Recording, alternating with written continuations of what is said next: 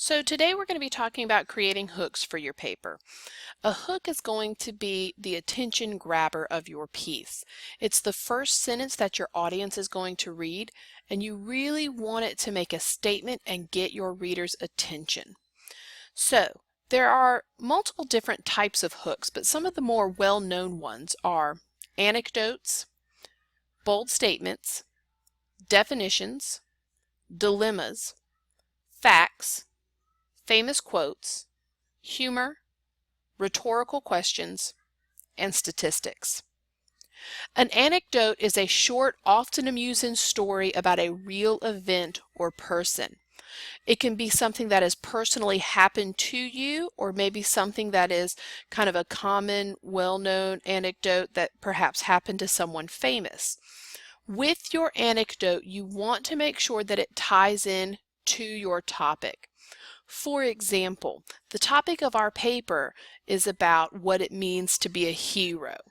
And so you might have a short story about someone who was a hero to you. That would be a good anecdote to use.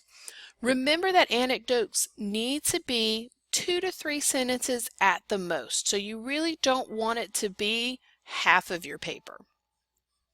Next, we have bold statements. This is a statement or assertion that arouses a response from your reader. So basically, you're stating what you are claiming to be kind of a fact. A hero is always someone who blank. And that's really going to get your reader to go, maybe I don't agree with that, or maybe I do agree with that. It just depends on your audience. Next, you have definitions. This one kind of, defines itself. It is where you define a term or concept that is relevant to the topic. So for example, if your paper is about what it means to be a hero, you can define what a hero is. Next, we have dilemmas. A dilemma is when you present a situation in which a choice must be made, and it's typically between two undesirable outcomes. So, for example, in the Spider-Man movie, where Spider-Man has to choose between saving Mary Jane or the bus full of innocent bystanders. Somebody's going to die. You've got to make a choice. Which one do you choose? That's a dilemma. So you can present a dilemma to your audience and base your paper off of that. Next, you have facts. This is an interesting piece of true information from a reliable source. So what I want you to focus on in this definition is that it has to, 1, be true information, and 2, it must come from a reliable source. If it is not a source you can trust, such as ask.com or some random website that a friend has created, then you do not need to use it as a fact in your paper. If you can find it in multiple spots from a variety of reliable sources, the better. Next, famous quotes. A famous quote can either be a well-known quote or just a quote from a famous person. If you use a famous quote, it must be relevant to your topic. Make sure if you are writing about, for example, convincing your parents that you want a puppy dog, you don't want to quote someone who says cats are the best pets. Make sure that whoever you quote, whatever your quote you're using, is relevant to your overall topic.